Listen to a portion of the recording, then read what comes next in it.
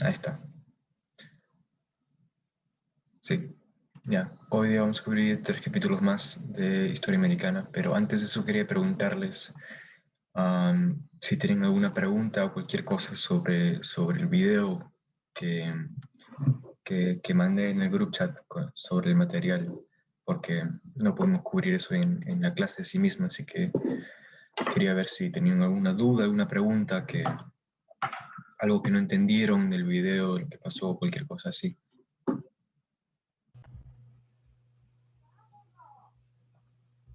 Hola, buenos días. Buenos días. Solo estaba preguntando a los estudiantes si tienen alguna pregunta o cualquier cosa sobre el video que mandé en el group chat, sobre los 2 capítulos que cubrí en el video, algo que no les quedó claro, cualquier cosa así, alguna pregunta hay. Bueno, todo bien. No, todo bien. ¿No? Ok, entonces vamos comenzando con la clase de hoy. Am, Vamos a cubrir los capítulos 4, 5 y 6, comenzando con el capítulo 4 sobre la industrialización de los Estados Unidos, un fenómeno histórico que se desarrolló justo después de la Guerra Civil, un poco antes también, que es muy importante y muy clave por cómo los Estados Unidos se volvió una potencia mundial. Así que acá tienen los términos claves.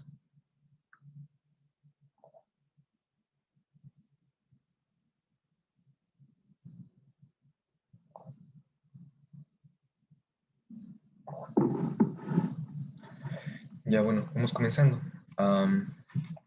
Hablamos un poco sobre la revolución industrial en la unidad pasada, en la unidad de historia mundial, ¿no? Y fue esa época que se empezaron a desarrollar tecnologías, máquinas que reducían la necesidad de labor físico del humano, ¿no? Así que eran máquinas que podían producir avances en tecnología que ayudaban a la humanidad en producir muchas más cosas, muchos más productos, mucho más rápido. Y el comienzo de las fábricas y todas estas cosas.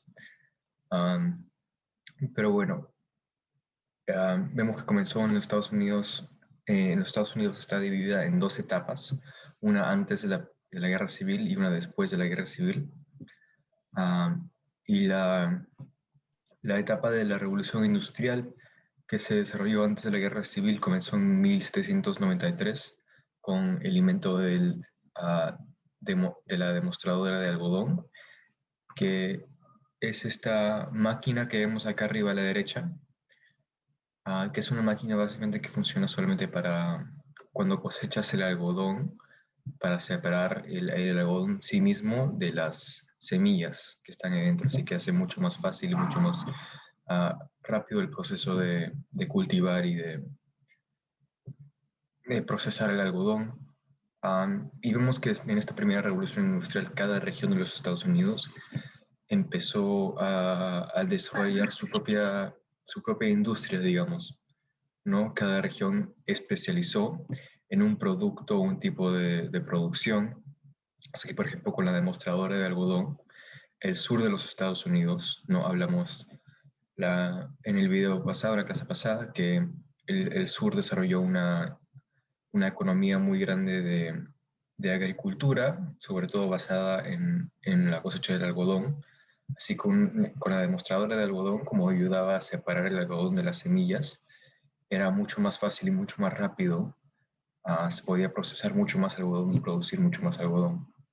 Así que eso ayudó muchísimo a la economía agrícola del sur, la economía basada en el algodón. También en el norte se empezó a desarrollar una economía industrial en esta época, una economía basada en fábricas, sobre todo en fábricas de textiles en esta época, ¿no? En la primera época de la revolución industrial, que esos textiles, por supuesto, se producían con el algodón que venía del sur. Y en la región del oeste, en las grandes llanuras por acá, mientras se empezaron a poblar, se desarrolló una economía de grandes ranchos y granjas, ¿no? Así que cada región tenía su propia cosa que se producía, ¿no? En el sur se producían el algodón, los o sea, las materias primas, y después en el norte había unas industrias que hacían productos, no con fábricas, y en el oeste ahí producían toda la comida que necesitaba el país entero. Así que cada región desarrolló su propia economía, y cada de esas economías fue ayudada por la industrialización, por estas nuevas tecnologías, ¿no? Como dijimos, la demostradora de algodón fue importante para el sur, el desarrollo de máquinas fue importante para el norte, importantes para todos fueron las invenciones en transportación.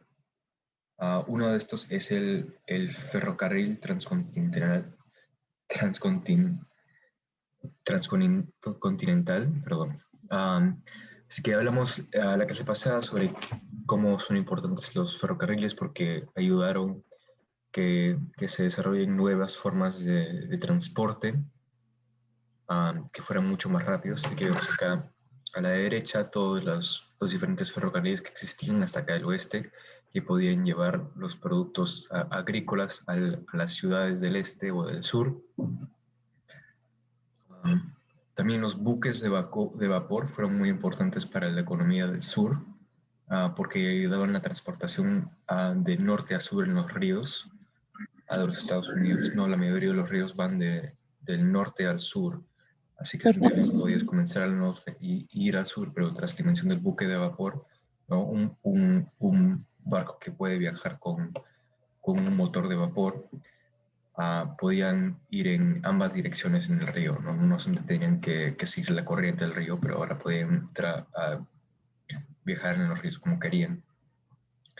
También se construyeron muchos canales en esta época en los Estados Unidos, y eso ayudó que especialmente en esta región del noreste, que se puede no tener que viajar por tierra nada más, pero también poder trazar barcos por esas áreas, y eso fue muy, muy útil para ayudar a la transportación y todo eso. Y también carreteras pavimentadas, por supuesto, también ayudaron con transporte más tradicional por tierra, de productos y de recursos y cosas así.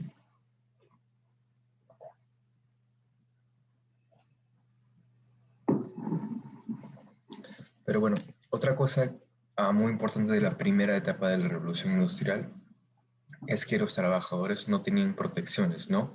Esta fue la primera vez que en la historia que mucha gente empezó a trabajar por un sueldo, ¿no? Típicamente antes la mayoría de la gente era granjeros o algo así y trabajaba por su propia cuenta, ¿no? No tenía ningún jefe que le decía qué hacer, pero ahora la gente empezó a trabajar en fábricas, trabajaban por un sueldo, por una cantidad de horas al día, y no había reglas sobre cuáles deberían ser los límites de este trabajo. Así que, por ejemplo, no había un salario mínimo, ¿no? Hoy en los Estados Unidos, en el país entero hay un salario mínimo de $7 a la hora. En Nueva York, que es más alto, es $15 a la hora.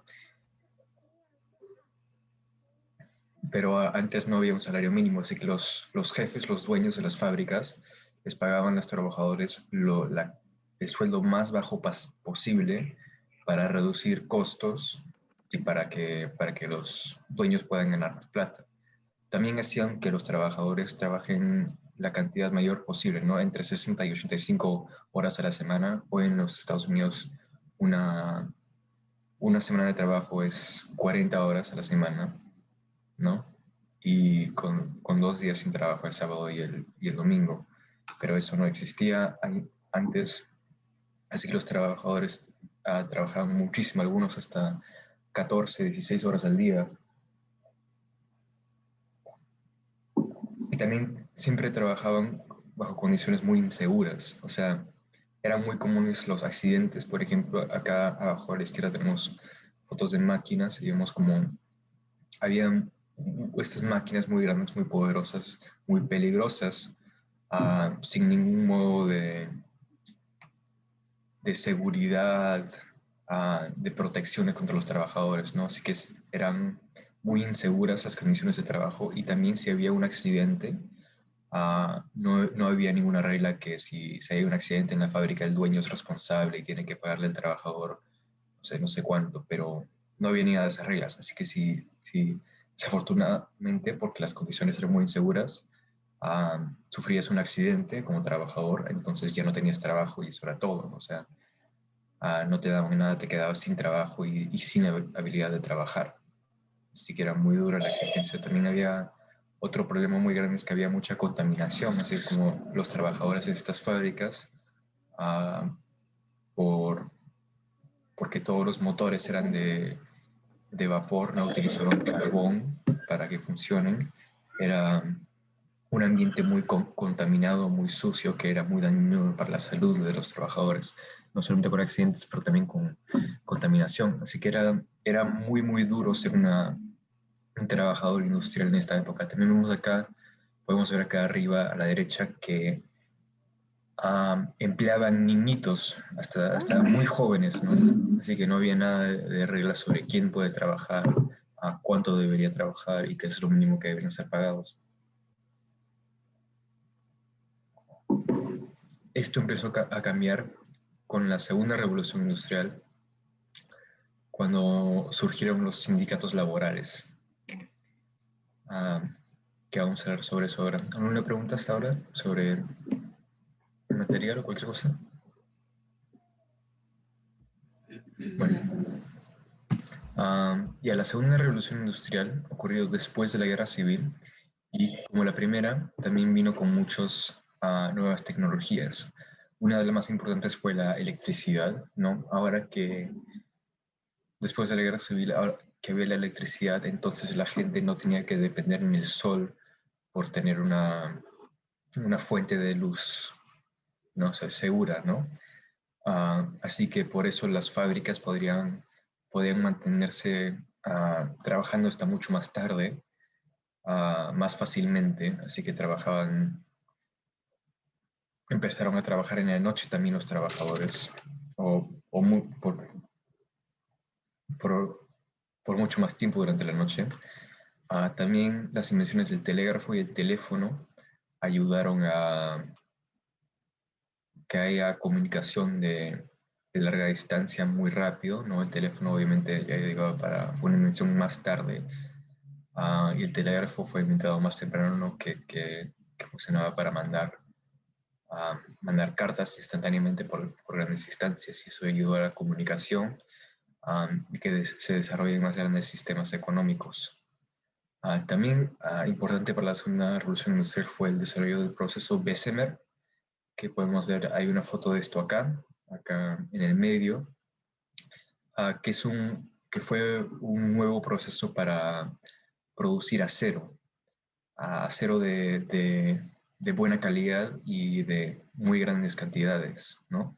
Así que eso ayudó a, no solamente fue una muy gran industria, pero también ayudó a que se construyan muchos más edificios.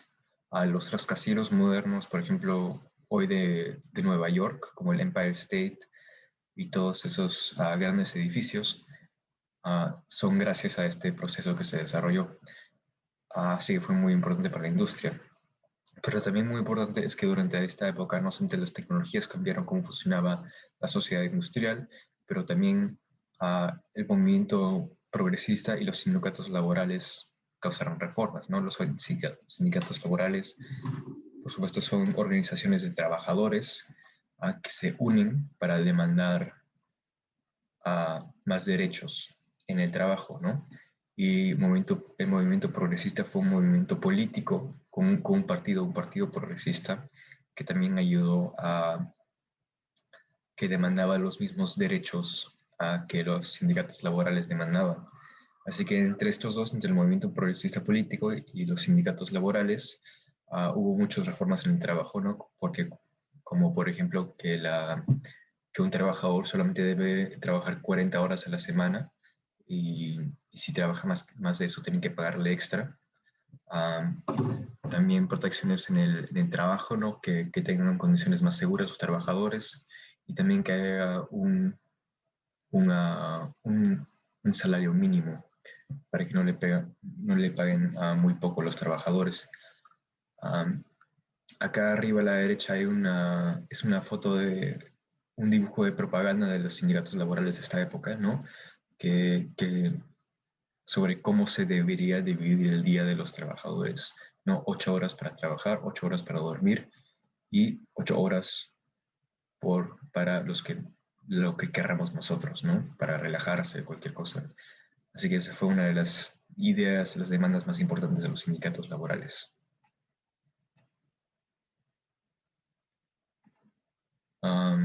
Ya se concluye el capítulo sobre la industrialización. ¿Alguna pregunta sobre eso o cualquier otra cosa que hemos hablado? Si no, acá ¿Me está el capítulo recuerdas qué 5. es el procesor Bessemer? ¿Perdón? ¿Qué es el procesor Bessemer o cómo era que estaba ahí? El proceso Bessemer sí es esta cosa que vemos acá en la foto del medio, que Oh, sí, sí. es una nueva forma de, de producir acero. Oh, ajá. Así que ayuda mucho en la construcción y todo eso. Sí, sí. Ok, gracias. Ujú. ¿Alguna otra pregunta? No. Entonces, el siguiente capítulo, capítulo 5, sobre el imperialismo y la Primera Guerra Mundial. Ahí tienen los términos claves. Un segundo para copiarlos.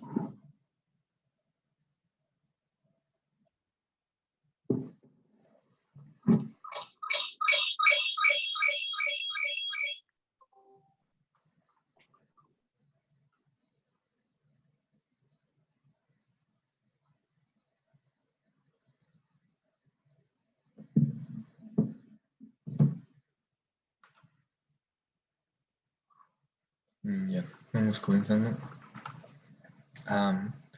Así que hablamos sobre esto un poco en la unidad de Historia Mundial también, que en el siglo XIX, a comienzos del siglo XX, se había desarrollado una nueva época de imperialismo y que los poderes las potencias que dominaban el planeta estaban por su mayoría ubicadas en Europa Occidental, ¿no? Como potencias como el Reino Unido, Francia, Alemania y Rusia.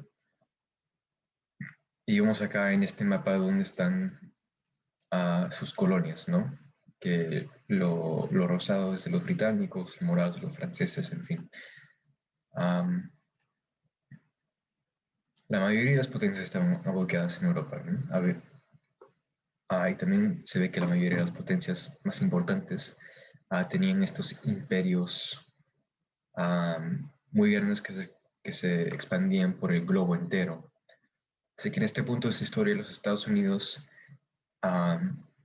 después de la industrialización en el siglo XIX, a comienzos del siglo XX, los Estados Unidos se había vuelto tenía una economía muy poderosa, ¿no? Así que tenía la posibilidad de volverse una potencia mundial, pero no tenía un imperio así grande, expansivo por el mundo entero, como los europeos.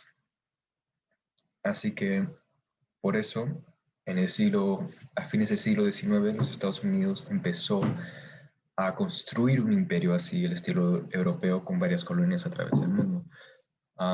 No fue motivado por dos motivos económicos y políticos. Económicos es porque la misma razón por la cual todas las potencias europeas conquistaron imperios es porque las colonias era son un beneficio económico para los países que son los colonizadores, ¿no? Los imperialistas, no tanto para los países que son colonizados, pero es una... Así que con estas colonias los americanos, los Estados Unidos tendrían mejor acceso a recursos naturales que ellos no tendrían en sus propias tierras y tendrían más oportunidades de generar más ganancias, más dinero y mejorar la economía americana. Esos fueron los motivos económicos. También quería formar un imperio por motivos políticos, también como acabamos de decir, porque todas las otras grandes potencias del mundo tenían sus propios imperios. Los Estados Unidos quería ser una gran potencia y pensaba que para hacer eso tenía que formar su imperio. Así que, por ejemplo, una de las primeras formas en la cual empezó a hacer esto fue con la anexación de Hawái, ¿no? Que Hawái hoy en día es muy conocido, es un estado de los Estados Unidos, queda en el Océano Pacífico, pero antes Hawái era su propio país, independiente, completamente independiente, con su propio gobierno. ah, Hasta tenía reyes y reinas, ¿no? Acá arriba a la derecha tenemos una foto de la última reina de Hawái, la reina Liliuokalani se llama. Y lo que pasó es que los Estados Unidos organizó un golpe de Estado en Hawái para reemplazar el gobierno hawaiano con un gobierno de empresarios americanos que querían ser parte de los Estados Unidos.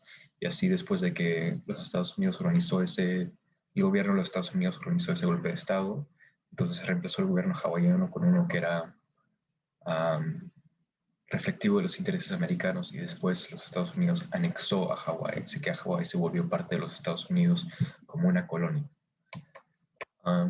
Otro desarrollo muy importante en el imperialismo americano fue la guerra hispano-estadounidense entre España y los Estados Unidos, ¿no? Por supuesto. Y esto comenzó porque en esta época España todavía tenía varias colonias en el Caribe, ¿no? Todavía España tenía a Cuba y a Puerto Rico como colonias, y también tenía a las Filipinas en el Océano Pacífico en Asia como colonia. Y esas eran las únicas partes del Imperio Español que les quedaban. Así que lo que hicieron los Estados Unidos es que le declaró la guerra a España, se supone con el motivo de liberar a estas colonias. Pero lo que en verdad terminó pasando es que en vez de liberarles y darles su independencia, lo que pasó es que los Estados Unidos solamente se apoderó de esas colonias. Así que pasaron de ser colonias españoles a ser colonias estadounidenses, unos más que otros. Así que, por ejemplo, Puerto Rico y las Filipinas antes eran colonias directas de los españoles. Después de la guerra se volvieron colonias directas de los estadounidenses. Esto causó una polémica particularmente en las Filipinas, porque en las Filipinas, antes de que llegaran los Estados Unidos, por años habían estado luchando una guerra de independencia. Y cuando llegaron los Estados Unidos le dijeron a los filipinos, oye, les vamos a ayudar a ganar su independencia. Pero después de la guerra eso no es lo que pasó. Los Estados Unidos no le dieron la independencia a las Filipinas, sino que la colonizaron igual que los españoles. Así que por eso hubo una guerra entre los filipinos y los estadounidenses, que terminaron ganando los estadounidenses y se mantuvieron como dueños de las Filipinas por muchos años.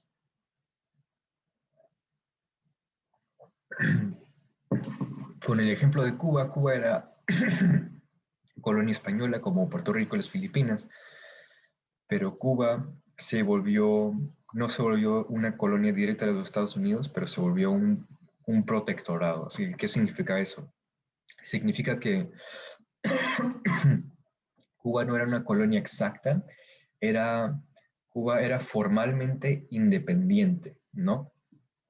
Tenía su propio gobierno, se supone que era un país independiente de los Estados Unidos, pero los Estados Unidos mantenía un nivel alto de control en Cuba, ¿no? Todas las industrias en Cuba, todos los sectores de la economía estaban dominadas por compañías americanas. Así que los Estados Unidos todavía controlaban la economía cubana, y también había una enmienda en la Constitución cubana que decía que los Estados Unidos tenían el derecho de intervenir en asuntos cubanos cuando sea que quiera. Así que Cuba era técnicamente independiente, pero podemos ver que los Estados Unidos todavía mantenía un alto nivel de control en los asuntos cubanos, ¿no? Y otro ejemplo es el Canal de Panamá, que es una cosa que pasó también en los fines del siglo XIX, que los Estados Unidos quería construir un canal, ¿no? Donde queda Panamá hoy, que es el punto más delgado de Centroamérica, para que si los barcos quieren viajar del Océano Atlántico al Pacífico, en vez de tener que ir al sur, alrededor de Sudamérica, todo ese viaje enorme, solamente pueden cruzar por Panamá. Se quería construir un canal de Panamá. El problema es que los Estados Unidos quería construir un canal en Panamá y hacerse dueños de ese canal, no que el canal y el territorio justo alrededor del canal sea propiedad americana. En esta época Panamá era parte de Colombia, ¿no? El país sudamericano de Colombia. Y Colombia no quería ese trato con los Estados Unidos. Así que lo que hizo los Estados Unidos es que soportó un movimiento independentista en Panamá, y así Panamá se volvió su propio país, se ganó la independencia de Colombia, y ese nuevo gobierno de Panamá firmó ese trato con los Estados Unidos para que los Estados Unidos construyan el canal de Panamá. Así que eso también fue otra cosa de... Y después los Estados Unidos se apoderó de ese territorio, se volvió territorio americano hasta fines del siglo XX. Así que también otro ejemplo de imperialismo americano.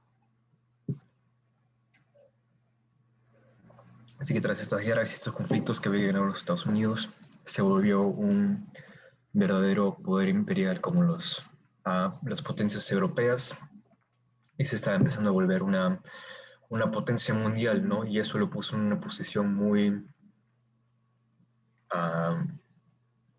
no sé,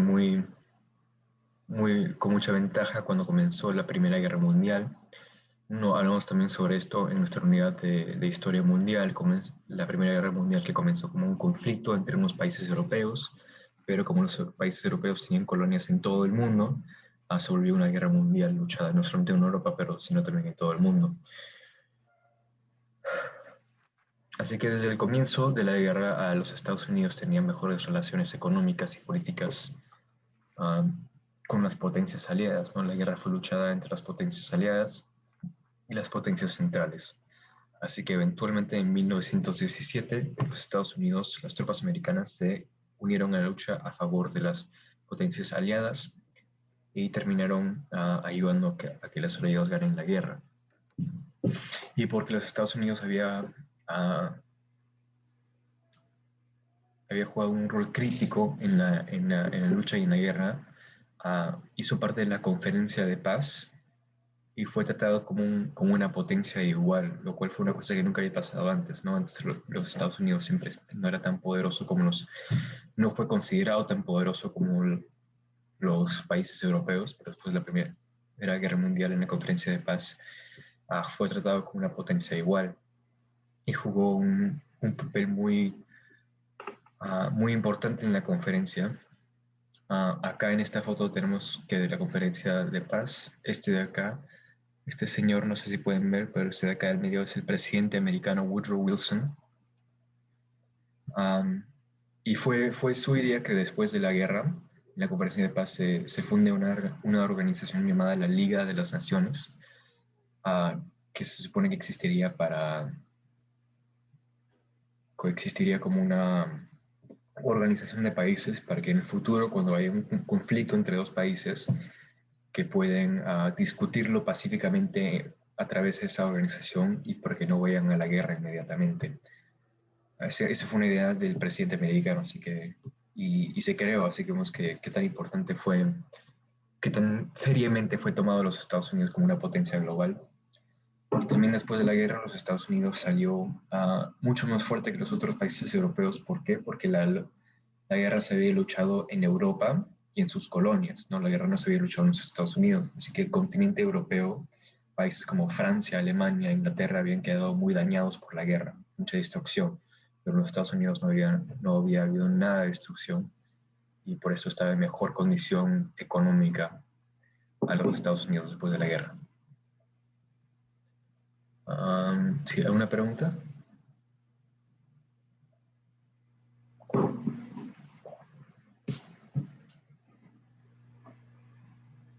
¿No? Ok. Entonces comencemos con el capítulo 6, el último capítulo que tenemos para hoy. ¿Cuál es sobre la Gran Depresión y la Segunda Guerra Mundial? Acá tiene muchos términos claves, y les doy un segundo para copiarlos.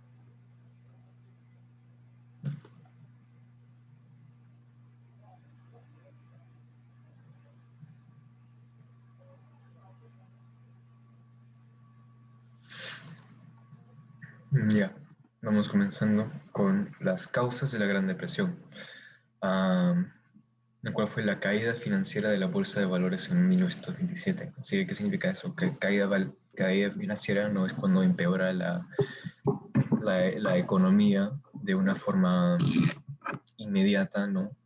No predecida, sorprendente, y la Bolsa de Valores es, bueno, la Bolsa de Valores um, es una cosa que mide el valor general de las compañías, de las industrias, ¿no? Así que si cae la bolsa de valores, significa que las industrias valen menos plata y que hay menos fortuna en el país. Um, Así que, ¿por qué pasó esto? Porque hubo una tremenda caída financiera de la bolsa de valores. Es porque por décadas, durante la década de los años 20, a los especuladores de Wall Street, ¿no? Los especuladores que eran estas personas ricas con platas que compraban y vendían acciones de compañías en Wall Street para ganar plata, practicaban una cosa que se llamaba margen de compra. ¿Así que qué significaba eso? Es que lo que hacían es que le pedían plata al banco, le pedían plata prestada al banco para comprar acciones de compañías, y mientras subía el valor de una compañía, subía el valor de la acción, y entonces ganaban plata así, porque tenían una acción en la compañía y la compañía mejoraba, subía de valor la compañía, y entonces valía más plata la acción, podían venderla y ganar plata. Así que, ganar dinero. Así que con esa práctica de margen de compra, lo que hacían es que pedían dinero prestado del banco, y con ese dinero compraban acciones.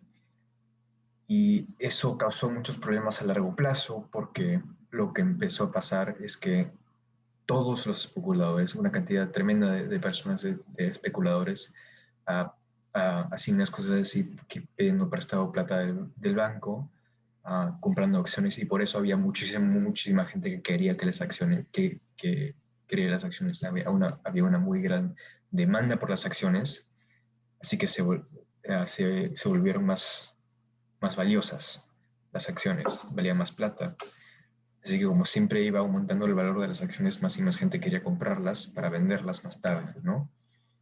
Um, Así que había un montón de dinero que había prestado los bancos a la gente para que compre acciones, para ganar plata de esta forma especulativa.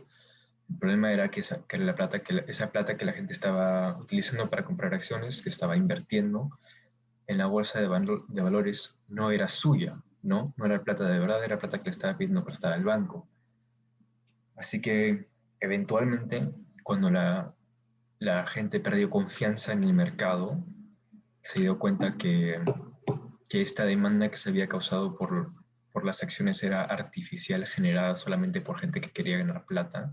No era porque las acciones eran verdaderamente valiosas, sino realmente porque la gente las quería, las quería tanto, había tanta demanda, y eso había creado el valor. Así que cuando se perdió confianza en eso, en el mercado, um, de la nada la gente no quería comprar las acciones ahora, sino querían venderlas mientras estaba alta el valor. Así que cuando todos fueron a vender sus acciones a la misma vez, la demanda para las acciones bajó tanto, ya nadie las quería, así que tenían muy poco valor. Así que toda esta plata que habían invertido en acciones de compañías ya no valía nada, porque nadie quería las acciones de compañía, ¿no? La única razón por la cual eran valiosas es porque había alta demanda, todos querían comprarlas, pero ahora que todos querían venderlas, como todos tienen las acciones, ya no valían casi nada. Así que, como los especuladores ya no tenían plata porque sus acciones ya no valían nada, no tenían plata para pagarles a los bancos el dinero que les habían prestado. Así que cuando la gente común fue al banco para tratar de sacar su plata del banco, el banco no tenía la plata para darles. Así que, como esto causó que hubo un tremendo fracaso de bancos, ¿no? Muchos de los bancos se fueron a la bancarrota, y toda la gente que había puesto la gente ordinaria que había puesto su dinero en los bancos, la habían perdido ahora, porque no había protecciones, no había regulaciones, no había reglas sobre los bancos, y nada más ya no existía, ya no estaba. Y vemos acá que esto es una foto de Nueva York de 1929, ese día en el cual la gente se dio cuenta que, que había habido una grande caída financiera en la bolsa de valores y todos fueron al banco para demandar su plata, pero el banco no tenía plata para darles. Así que vemos que eso es lo que está pasando acá en esta foto. Esta de acá arriba no es una foto de un señor que está vendiendo su auto porque, no, mira, acá dice que lo está vendiendo por $100 porque perdió todo su dinero en la bolsa de valores. No, sí, este fue un fenómeno económico, o sea, bien complicado. Creo que será más fácil si están un poco confundidas, cualquier cosa, será un poco más fácil, yo creo, entenderla más tarde cuando pasemos por la unidad de economía. Creo que ahí podré explicar en más detalle por qué y cómo pasó esto, pero en fin lo que pasó es que la economía de los Estados Unidos y del mundo en general quedó destrozada. ¿Alguna pregunta sobre esto?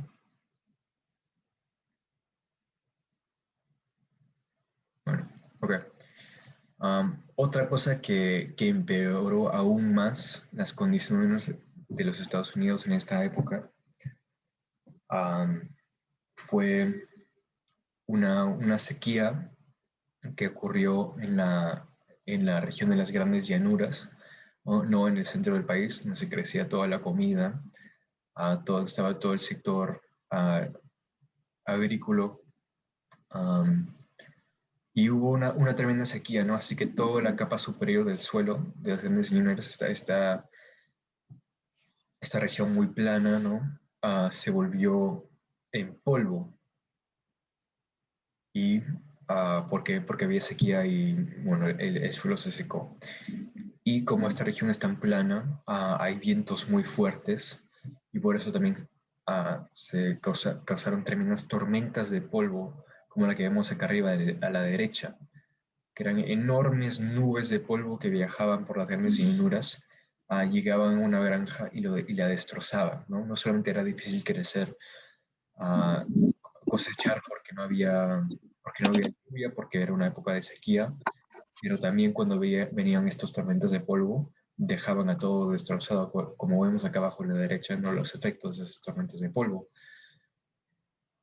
Así que esto absolutamente destrozó a todas las granjas pequeñas, ¿no? Los granjeros pequeños, que eran como una familia individual nada más, que eran dueños de una granja. No era gente rica ni nada así, así que ellos quedaron totalmente destrozados, no tenían nada, tuvieron que mudarse, que emigrar a otros sitios para encontrar otra forma de vivir, y muchos se mudaron a California. En California le decían a estos granjeros Okies. Okies porque algunos venían del estado de Oklahoma. No todos, pero algunos, así que le decían así porque algunos eran de Oklahoma. Pero cuando migraron a California, los que encontraron que todo estaba bien ahí, cuando fueron a California, todavía siguieron encontrando problemas porque los juzgaban muchísimo en California, los trataban mal y les daban trabajos, pero les daban trabajos con sueldos muy bajos porque también era época de depresión, ¿no? Estaba muy mala la economía. Así que fue una época muy dura para los granjeros de los Estados Unidos.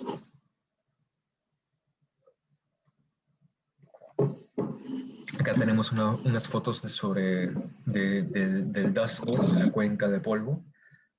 Esta foto de la derecha es muy famosa, es una foto de una de estas mamás de los Okies, que era una granjera en Oklahoma que se mudó a California y está tratando de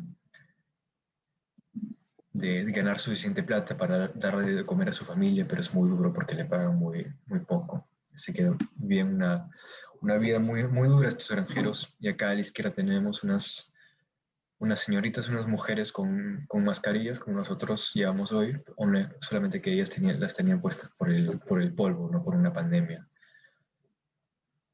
Pero aún así que no solamente eran dañinas las tormentas de polvo porque destrozaban a las granjas, pero también si respirabas demasiado ese polvo era muy malo para tu salud.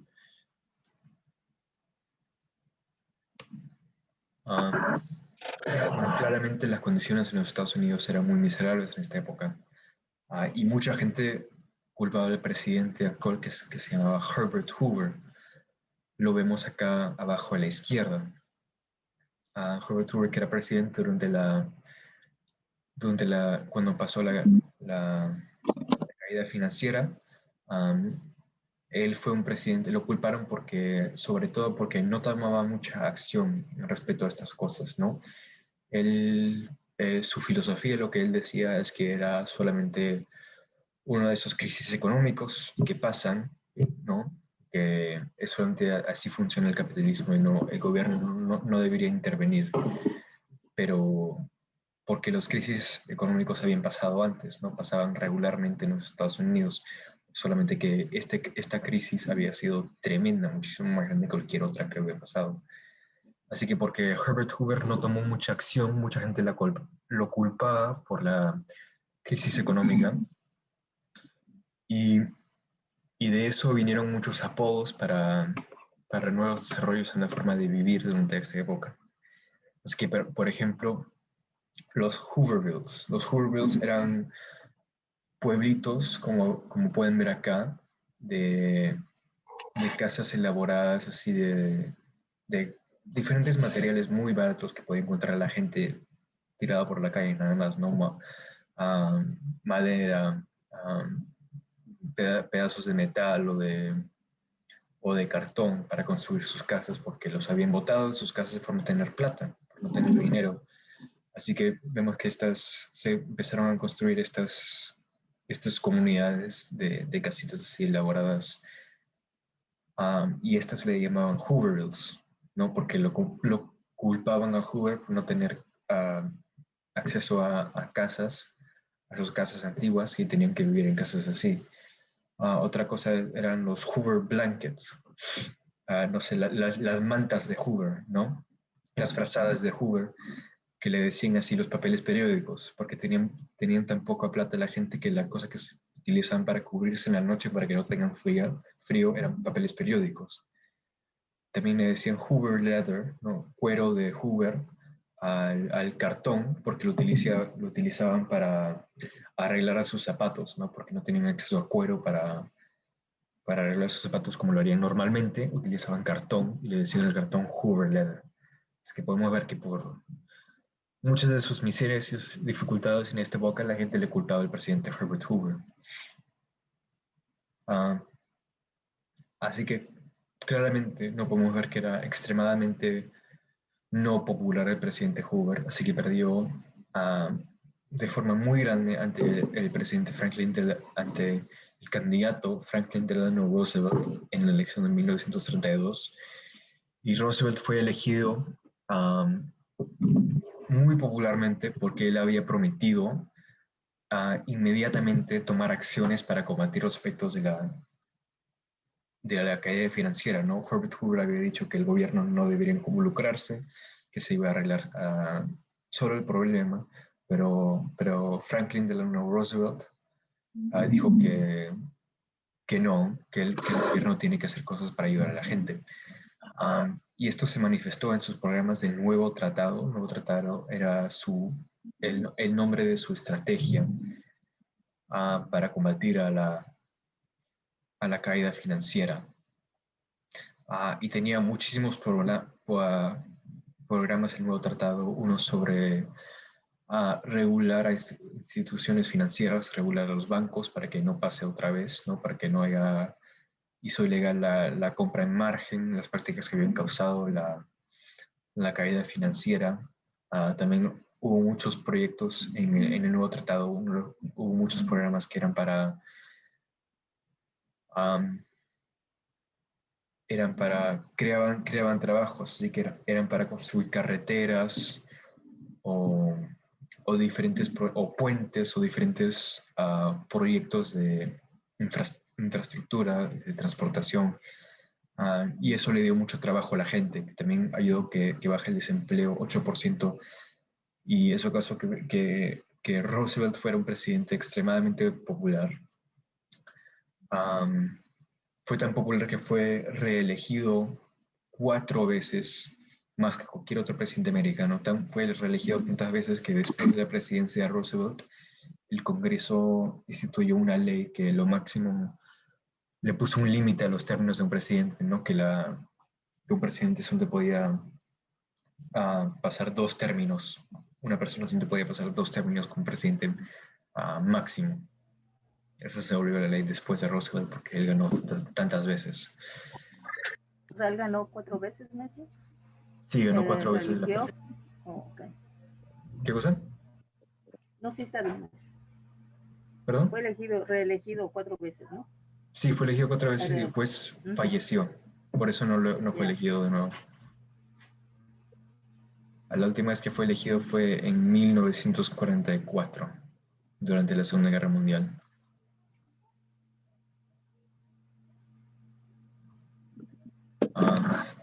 Y acá tenemos un mapa electoral de la elección de 1932.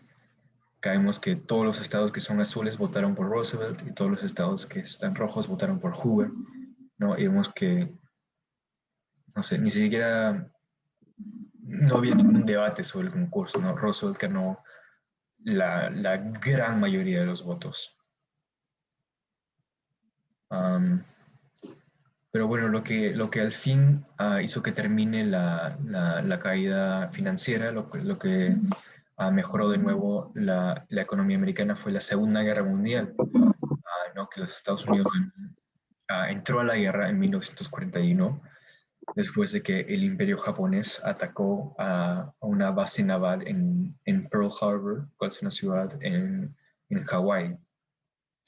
Bueno, y los Estados Unidos participaron en una lucha contra Alemania en Europa Occidental y contra Japón en el Océano Pacífico. Así que podemos ver eso en este mapa de acá, ¿no?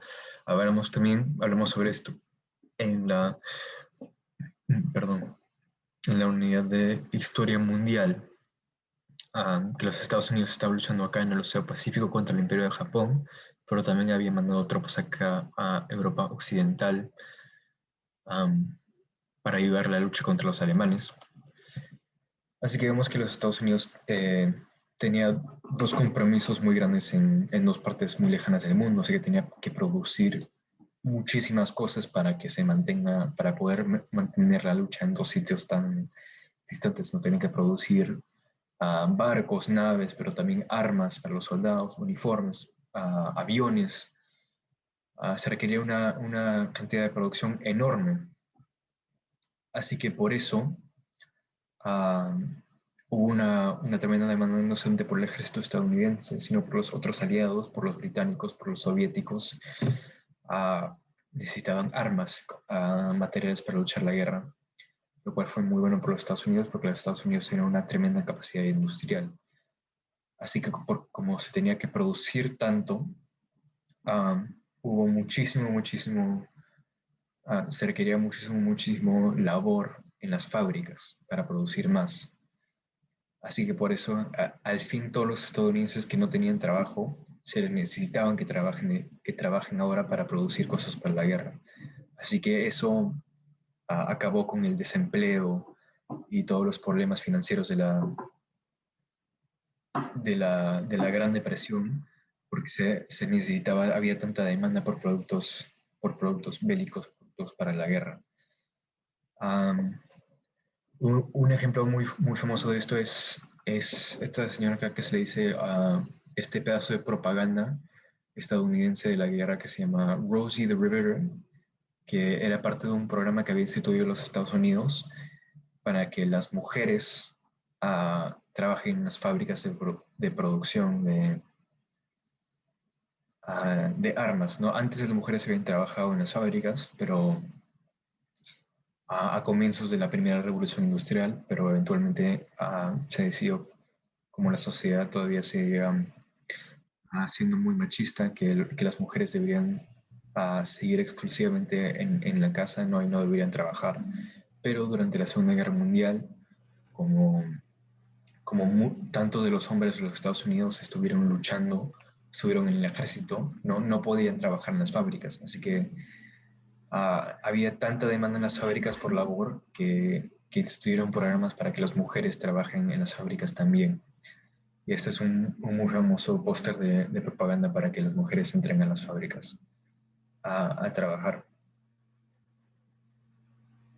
Y bueno, después de la guerra, no terminó la guerra, los aliados derrotaron a Alemania a comienzos del año 1945. Los Estados Unidos terminó derrotando a Japón unos meses después de tirar bombas nucleares a las ciudades de Hiroshima y de Nagasaki, bueno, a las únicas veces que se han utilizado las bombas nucleares en la guerra. Y bueno, después de la guerra quedó claro que las únicas potencias mundiales que quedaban eran los Estados Unidos y la Unión Soviética. Así que después de eso se armó la Guerra Fría, pero sobre todo después de la guerra también salió en una mejor posición salió los Estados Unidos, porque los Estados Unidos, um, igual como la Primera Guerra Mundial, la guerra se había luchado en Europa y en Asia, en algunas partes de África, no se había luchado en el continente americano, así que por eso los Estados Unidos no había sufrido ningún daño físico por la guerra. En cambio, toda Europa, o sea, Francia, Alemania, Inglaterra, la Unión Soviética había sufrido daños tremendos por la guerra porque la guerra se había luchado en su propio territorio. En cambio, eso no pasó en los Estados Unidos, así que los Estados Unidos salió de la guerra aún más poderoso que todos los demás. Ya, eso es todo el material que tenía para hoy. Hemos cubrido tres capítulos, lo cual es lo ideal, pero lo hemos hecho muy rápido. Pero bueno, ¿alguna pregunta sobre lo que hemos visto en material de hoy o tal vez también el material de la clase pasada, que no estuvimos juntos para eso? Maestra, yo tengo una pregunta. ¿Sí? Como hemos visto mucha información, ¿cómo le vamos a hacer cuando vengan los exámenes? Sí, ¿no? Cuando venga el examen va a ser muy importante tomar pasos hacer un repaso sobre toda la información que hemos cogido, porque tenga razón, es muchísimo lo que hemos visto. Así que para antes del examen, yo diría que es muy importante repasar. Pueden ver a sus notas que ojalá han estado tomando durante las clases, ¿no? Que eso les darán unas ideas de lo más importante de las clases. También tienen todos los videos, todas las clases están grabadas y están en YouTube, ¿no? En mi canal de YouTube. Y ahí pueden ver a todas las clases de nuevo. Si necesitan ver, si hay un tema que les parece un poco más confusos. Y también creo que una forma buena de repasar es con la lista de los términos claves. Así que vemos acá que cada capítulo tiene su lista de términos claves, ¿no? Y creo que una forma buena de repasar rápido es si puedes ver esa lista de términos claves, si sabes qué es cada uno y cómo forma parte de la historia, ¿no? O que pasó esto y eso causó esto, y cómo pasó la orden de los eventos y cómo influyen uno al otro. Creo que si comienzas estudiando los términos claves, es una buena forma de repasar y quiero que si entiendes cada uno de estos términos, de qué son y por qué son importantes, entonces entiendes el capítulo y tienes lo que necesitas para el examen.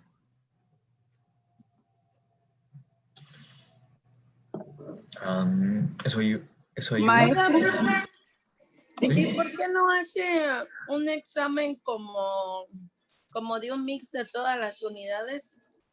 Como para ver cómo estamos. Eso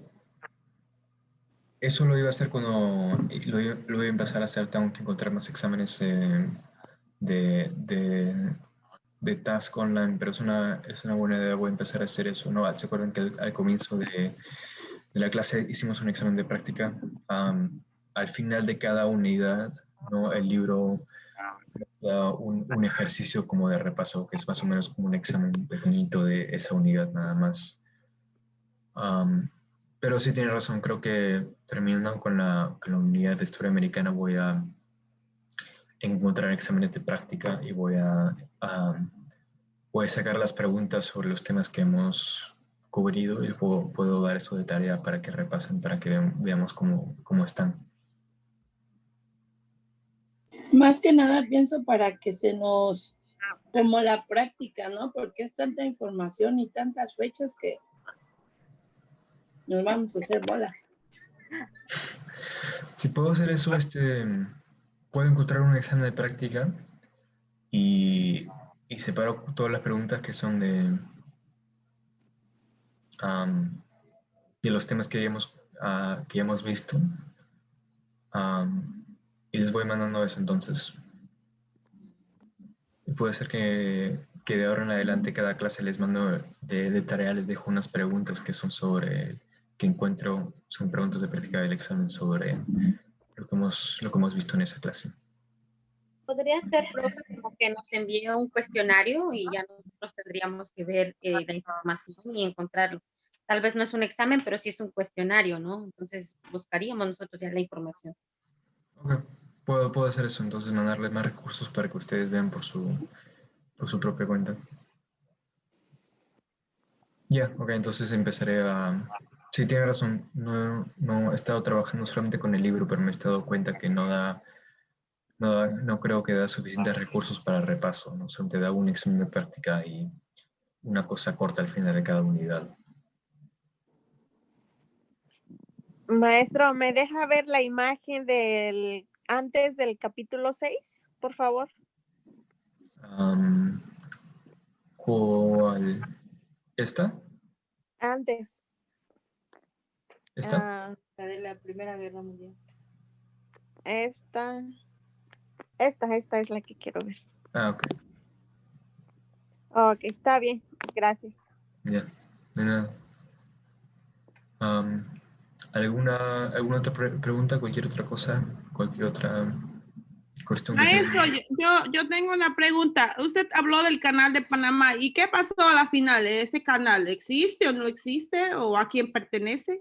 Sí, fue construido, terminado a comienzos del siglo XX por los Estados Unidos y le perteneció a los Estados Unidos por muchos años, hasta creo que los años 70, en el cual el presidente estadounidense Jimmy Carter se lo devolvió a Panamá, porque le pareció la cosa justa de hacerlo, cual sí es la cosa justa de hacer. Sí, así que ahora todavía sigue existiendo, sigue siendo un canal muy importante para el comercio global, pero ahora le pertenece a Panamá, al gobierno de Panamá. Eso es como la clase que usted grabó la semana pasada. Ahí decía que los Estados Unidos tomaba territorio de los indígenas, o sea, sin importarles nada. O sea, ellos trataron de hacer eso casi igual al canal de Panamá, como invadir, como decimos nosotros. Fue un poquito más indirecto con el canal de Panamá, porque no es que las tropas estadounidenses directamente invadieron, sino es que hicieron un trato con el gobierno de Panamá, pero no fue un trato muy justo. Así que fue más o menos parecido. Pero sí, de muchas formas el imperialismo que hablamos de esta clase fue parecida a de la clase pasada. Hay muchos historiadores que consideran a lo que los Estados Unidos hizo con los indígenas una forma de imperialismo. Y de la clase pasada, los indígenas, ¿eran indígenas americanos a los que ellos les quitaban sus tierras? Sí, sí, eran los que originalmente vivían en estas tierras, ¿no? Antes de que llegaran los americanos, los europeos. Esos son los legítimos americanos, ¿no? ¿Mm? Se podría decir que esos son los legítimos Profesor, pero americanos. Estados Unidos casi en muchos países tiene como bases. Sí, eso es los Estados Unidos tiene bases militares en muchos países, pero eso es una cosa que se desarrolló durante la Guerra Fría. Pero sí es una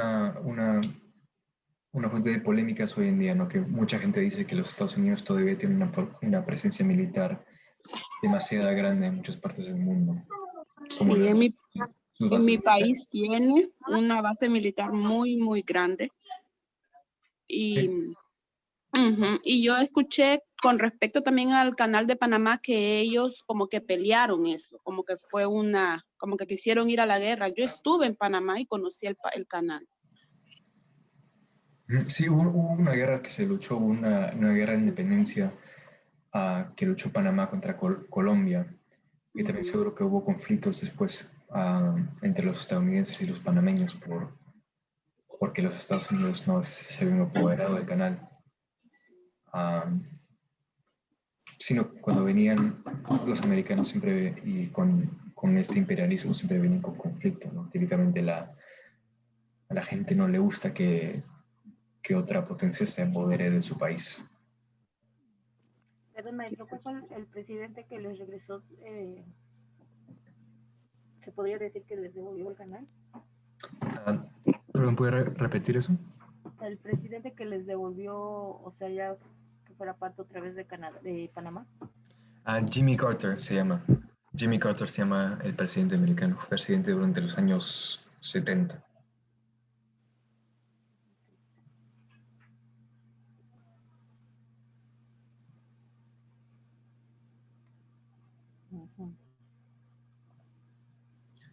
Sí. ¿Algo más? ¿Alguna otra pregunta?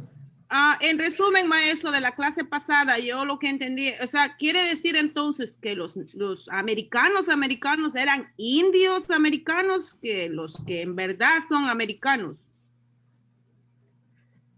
Bueno, eso es difícil de decir, ¿no? ¿A qué se refiere uno cuando dice americano? Pero sin duda ellos fueron las primeras personas que vivieron en estas tierras, ¿no? Donde sea que estemos en este país, en el pasado, un día eso fue terreno indígena, donde habían poblaciones indígenas que hoy en día muchos han quedado destrozadas. Depende de cómo defines ser americano, si es más como ser estadounidense o como ser de la gente que verdaderamente pertenece aquí. Depende de cómo lo veas, cómo lo definas. Pero no hay duda que los pueblos indígenas, como los Lakota, que vimos en la clase pasada, pero también como muchos otros, estuvieron en esta tierra por siglos y fueron tratados de manera extremadamente injusta por el gobierno estadounidense. De eso no hay duda. Bueno, los fueron desplazando, ¿no? Conforme iban, como moviéndose para el oeste, para hacia el oeste, fueron encontrando a los indios y luego ya los fueron removiendo de sus lugares, ya pues los americanos empezaron ya a tomar posesión de esas tierras. Porque Sí. inclusive ahorita todavía hay gente como ellos, ¿no? Por ejemplo, hay gente en Arkansas. ¿Hay gente dónde, perdón? En Arkansas, me parece. Sí, sí. Están ahí las comunidades casi de ellos, ¿no? ¿Cómo se les dicen? Las reservaciones. Ajá, las reservaciones, exactamente. Sí, quedan por todas partes del país. A ver, creo que... A ver, un segundo, creo que lo puedo encontrar acá.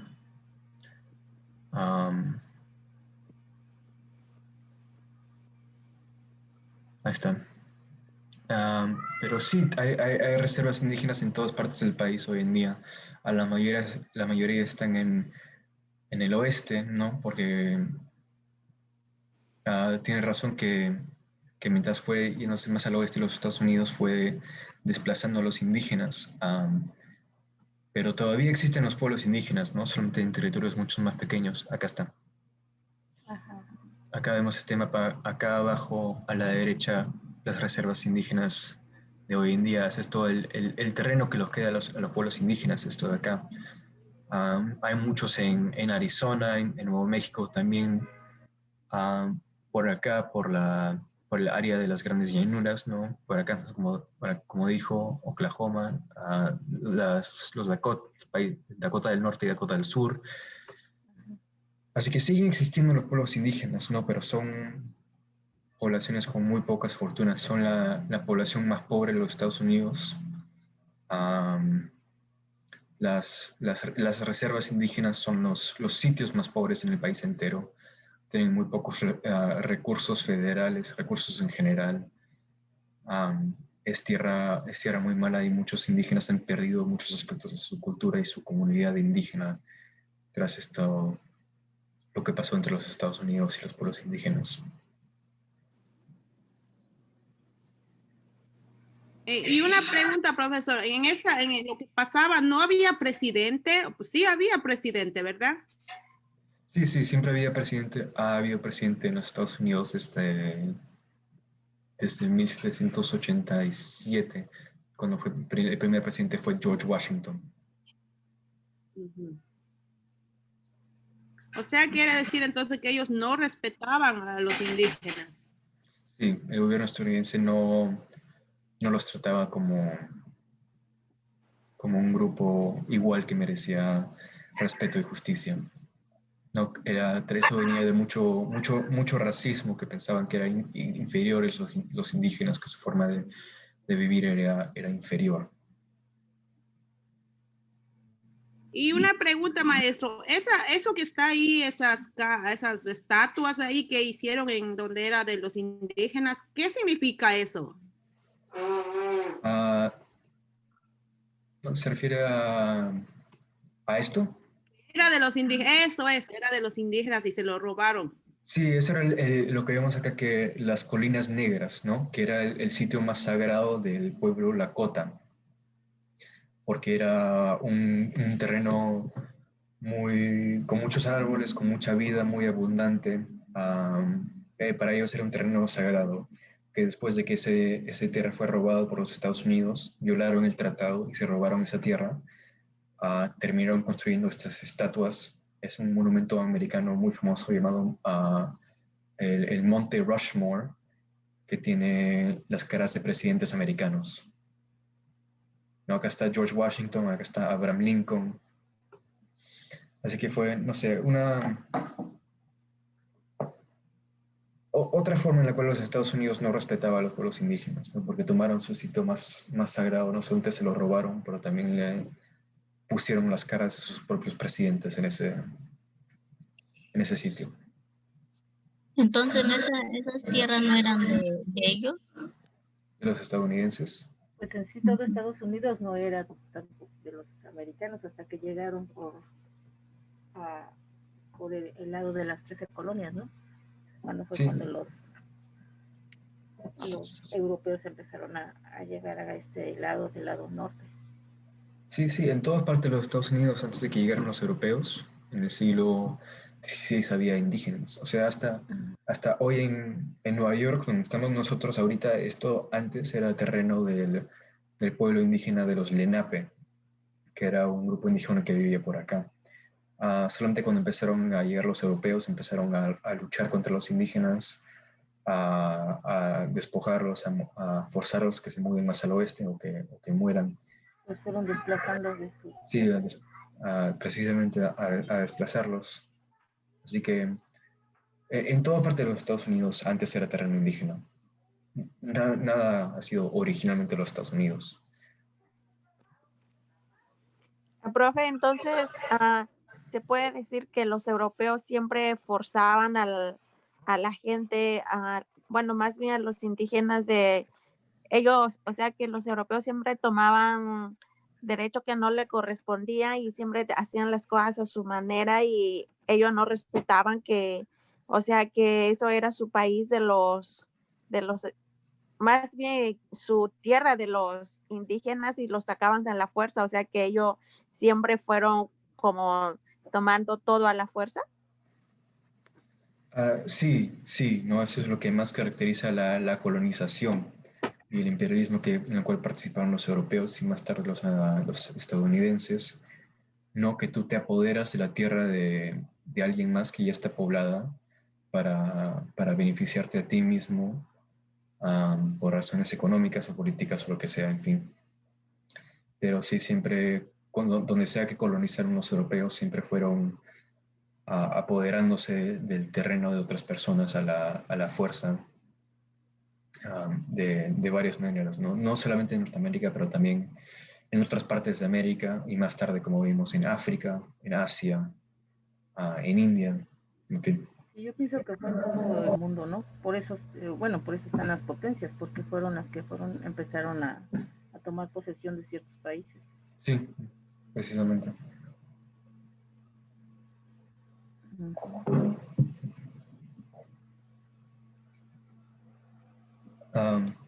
¿Alguna otra pregunta sobre esta clase? Sobre los indígenas, sobre la guerra civil, la esclavitud en los Estados Unidos o sobre lo que hemos visto hoy día, sobre la industrialización, la Gran Depresión y la Segunda Guerra Mundial.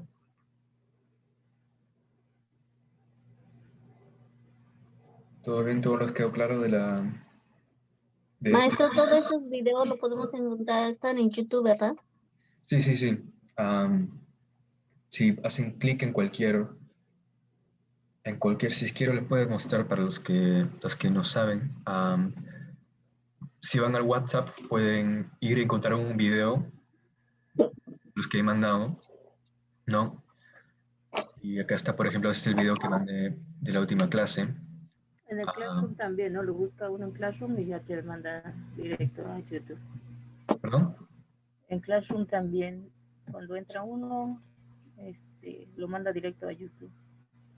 Sí, en Classroom también están casi todos los videos, no los he puesto todos, pero están casi todos. Si van al link de YouTube, pueden ver que acá está el video. Después, a esta parte de acá, que es el link, el enlace a mi cuenta de YouTube. Si hacen ahí clic donde dice Gonzalo Appiani, va a mi página de YouTube y ahí están todos los videos. Que los pueden ver acá, no pueden ir a videos y pueden ver todas las clases que tenemos grabadas. De la geografía hasta la historia mundial, hasta la historia estadounidense que estamos viendo ahora. Ok. Sí. ¿Alguna pregunta? Maestro, ¿pasó la lista hoy? Es que yo entré un poco tarde. Sí, sí, justo ahora iba a tomarle la foto de todos los que están en la llamada para hacer la lista de asistencia.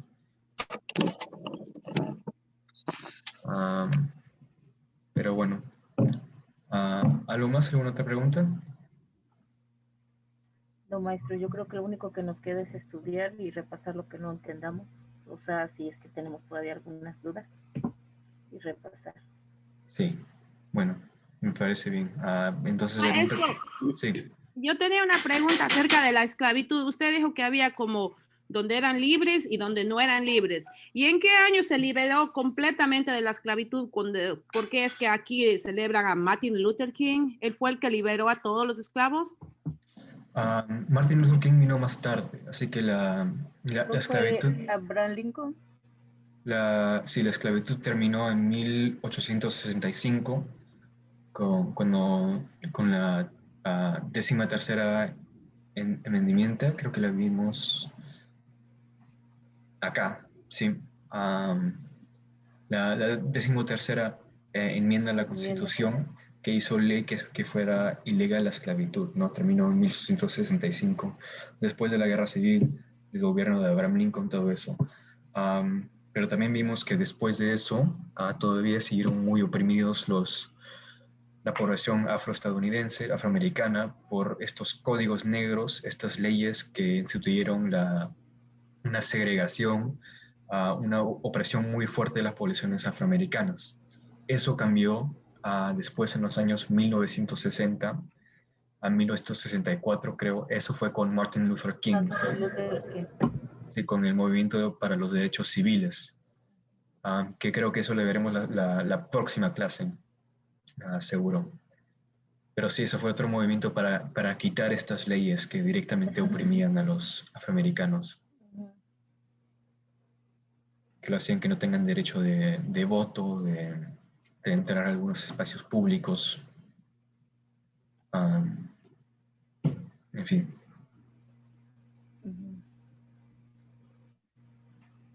Bueno, maestro, si nos pasó lista, muchas gracias. Vamos a repasar las clases. Gracias, maestro. Gracias a ustedes. Que tengan buen fin de semana, que tengan buena acción de gracias. Igualmente para ti, Gonzalo, gracias. Para usted. Sí. Gracias, maestro. Bye. No hay clases la próxima semana, sino la después de esa. Después, sí. Y 2 semanas más.